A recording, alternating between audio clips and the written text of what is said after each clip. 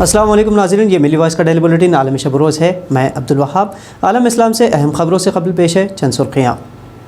دجالی ریاست اسرائیل کے ساتھ فلسطینیوں کی جھڑپیں جاری، اب تک 300 سے زیادہ زخمی، اسرائیل نے فلسطینی بچوں کو بھی کیا گرفتار۔ کووڈ متاثرین میں ہندوستان سے بدتر حالات میں ہے دنیا کا سب سے زیادہ ویکسین لگوانے والا ملک سیچلز۔ عالمی طبی ریسرچ جرنل نے ٹھہرایا مودی سرکار کو بھارت میں کورونا کے بے قابو ہونے کا ذمہ دار، کمبھ میلے کو بتایا سپر اسپریڈر۔ ویکسین نہیں تو جاب نہیں، سعودی عرب ملازمت کے لیے اب ویکسین لازمی کرنے والا پہلا ملک بن گیا۔ اور سعودی عرب کے حج کی اجازت دینے کا اعلان، جلد ہی تواریخ بتائی جائے گی۔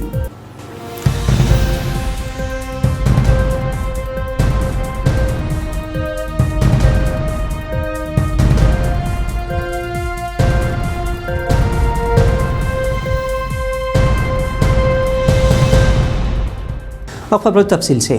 یروشلم میں اسرائیلی سیکورٹی فورسز اور فلسطینیوں کے درمیان جمعۃ الوداع کی شام سے جاری جھڑپوں میں صورتحال انتہائی تشویشناک ہو گئی ہے۔ اب تک تقریباً 600 فلسطینی زخمی ہو چکے ہیں۔ اس سمت میں اقوام متحدہ کی سلامتی کونسل نے آج ایک ہنگامی میٹنگ کا بھی انعقاد کیا۔ امریکہ، روس، یورپین یونین، خلیجی ممالک سمیت اقوام متحدہ نے اسرائیلی حملوں پر تشویش کا اظہار کیا۔ ان ممالک نے اسرائیل سے تحمل سے کام لینے اور شرمگیزی سے باز آنے کا بھی انتباہ دیا۔ اس دوران اسرائیلی وزارت انصاف نے اس سماعت کو مؤخر کر دیا ہے جس کے نتیجے میں مشرقی یروشلم کے فلسطینیوں کو وہاں سے اجاڑ دیا جاتا۔ بچوں کی فلاح و بہبود سے متعلق اقوام متحدہ کے ادارے یونیسیف کا کہنا ہے کہ ان جھڑپوں میں 1 برس کی عمر سمیت 29 فلسطینی بچے بھی زخمی ہوئے ہیں اور 8 بچوں کو اب تک فلسطینی شیطانی کارندوں نے گرفتار کیا ہے۔ سعودی عرب نے کورونا وبا کے پھیلاؤ کے پیش نظر اس سال بھی خصوصی شرائط کے ساتھ حج کروانے کا اعلان کیا ہے۔ سعودی وزارت حج و عمرہ کا کہنا ہے کہ زائرین کی صحت و سلامتی کے مکمل انتظامات کیے جائیں گے، تاہم حج کے آپریشنل امور اور تفصیلات کا اعلان جلد کیا جائے گا۔ حرمین شریفین کے مطابق وزارت مکمل توجہ اور احتیاطی تدابیر کے ساتھ حج کا انعقاد کرے گی۔ عرب میڈیا رپورٹ کے مطابق غیر ملکی زائرین کو اجازت دینے کے حوالے سے تفصیلی اعلان جلد متوقع ہے اور امکان ہے کہ کورونا کے سنگین خطرات کا نتائج کا سامنا کرنے والے ممالک سے زائرین کو اجازت نہیں دی جائے گی۔ رپورٹ کے مطابق وزارت نے اعلان کیا کہ جس میں بتایا گیا کہ فریضہ مقدسہ کی ادائیگی کے لیے عازمین کا ویکسین لگوانا اور کورونا سے محفوظ صحت یاب ہونا بہت زیادہ ضروری ہے۔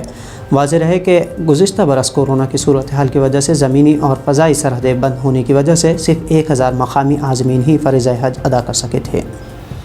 بحرین میں واقع سیچلز نامی ایک چھوٹے سے ملک نے کورونا سے روک تھام کے لیے سب سے زیادہ ویکسین ٹیکے لگوائے۔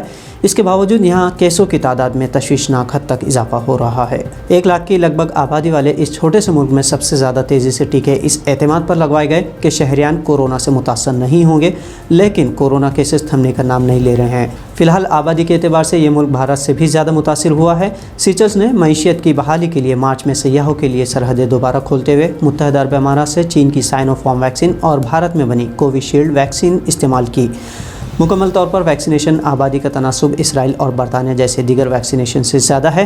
ویکسینیشن کے ان مؤثر اعداد و شمار کے باوجود سیچلز نے رواں ہفتے سب سے زیادہ کووڈ-19 واقعات کی رپورٹنگ کی۔ ہندوستان ٹائمز کے مطابق سیچلز نے وبائی مرض کے آغاز کے بعد سے اب تک تقریباً 7000 کووڈ-19 واقعات کی اطلاع دی ہے، لیکن 1 لاکھ سے کم آبادی والے اس ملک کے لیے یہ بہت بڑی بات ہے۔ سیچلز کی وجہ سے ماہرین اس بات پر نظر ثانی کر رہے ہیں کہ کیا واقعی ویکسین کووڈ کی روک تھام میں کارگر ہے یا قدرتی قوت دفاع یعنی امیونٹی ہی زیادہ بہتر ہے۔ ادھر سعودی عرب میں تمام سرکاری و نجی شعبوں کے مرد و خواتین ملازمین کے لیے کورونا ویکسینیشن لازمی قرار دے دی گئی ہے۔ سعودی میڈیا نے وزارت انسانی وسائل اور سماجی بہبود کے حوالے سے رپورٹ میں کہا کہ وزارت نے تمام شعبوں سے کہا ہے کہ وہ اس سلسلے میں اقدامات کا آغاز کرے تاکہ کام کرنے کی جگہوں کو محفوظ اور صحت مند ماحول فراہم کیا جا سکے۔ ویکسین لگوانے کی پابندی نجی، سرکاری اور نان پروفٹ شعبے جات میں لاگو ہوگی۔ ایک طرف جہاں سیچلز جیسے ملک میں ویکسین ناکارہ ثابت ہونے کے بعد ویکسین کی افادیت اور نقصانات پر پوری دنیا میں بحث جاری ہے، وہیں سعودی عرب تمام نوکری پیشہ لوگوں پر ویکسین لگوانا لازمی قرار دے رہا ہے، جس سے اسے عالمی تنقید کا سامنا کرنا پڑ رہا ہے۔ معروف عالمی میڈیکل جریدے لانسیٹ نے اپنے اداریے میں بھارتی مرکزی حکومت کو ملک میں کورونا وائرس کے تیزی سے پھیلنے کے لیے ذمہ دار قرار دیا ہے۔ مودی حکومت نے کورونا وائرس کے کیسوں میں اضافے کے باوجود کمبھ میلہ اور بنگال میں الیکشن میں لاکھوں کی بھیڑ جمع کی، جسے لانسیٹ نے سپر اسپریڈر قرار دیا۔ ادارے میں کہا گیا کہ مودی حکومت نے خطرات کے بارے میں انتباہات کے باوجود مذہبی تہواروں کی اجازت دی تھی اور ووٹ حاصل کرنے کے لیے بنگال میں لاکھوں افراد کو بڑی سیاسی ریلیوں کے ساتھ جمع کیا۔ جنرل کے مطابق مرکزی حکومت نے کووڈ-19 پر لازمی طور پر ختم ہونے کا بھی اعلان کیا تھا، جس نے ہندوستان کی کووڈ-19 ویکسینیشن مہم کو ہی سست کر دیا تھا۔ حالانکہ بھارت میں 2% سے بھی کم آبادی کو ٹیکہ لگوایا گیا ہے۔ مودی حکومت پر حملہ کرتے ہوئے کانگریس کے رہنما اجے میکن نے کہا کہ لینسیٹ بہت واضح طور پر کہتا ہے کہ یہ قدرتی آفات نہیں بلکہ انسان ساختہ ہے۔ حکومت کو بھی اپنی غلطیوں کا ازالہ کرنا چاہیے۔ افریقی ملک صومالیہ میں صدر عبداللہ محمد کے اپنے میعاد میں توسیع کے بعد سے یہ ملک مسلسل خانہ جنگی کا شکار ہے۔ یہاں عوام سڑکوں پر ہے۔ ہزاروں صومالی فوجوں نے بھی اپنی اخلاقی طور پر حزب اختلاف کی حمایت کی تھی، تاہم وزیر اعظم کے ساتھ معاہدے کے بعد یہ فوجی جمعہ کے روز اپنے بیرکوں میں واپس جانے لگے ہیں۔ صومالی قانون سازوں نے ہفتے کے روز 2 سال کی صدارتی مدت میں توسیع کو ختم کرنے کے لیے ووٹ دیا، جس کی انہوں نے گزشتہ ماہ منظوری دی تھی۔ اس کے بعد تشدد کی وجہ سے صدر اور اس کے خلاف بھاری مسلح فوجیوں کے مابین ہر طرح کی جنگ کا خدشہ پیدا ہوا تھا۔ مہینوں تک جاری رہنے والے معاہدے کو ختم کرنے کے معاہدوں میں یہ بات بھی شامل تھی کہ حزب اختلاف سے وابستہ سبھی فوجی 48 گھنٹوں کے اندر بیرکوں میں واپس آ جائیں۔ اس کے علاوہ فوجیوں کو اجتماعی سمجھا جائے اور یہ وعدہ کیا گیا کہ جن فوجیوں نے اپوزیشن کی حمایت کی تھی وہ سزا نہیں پائیں گے۔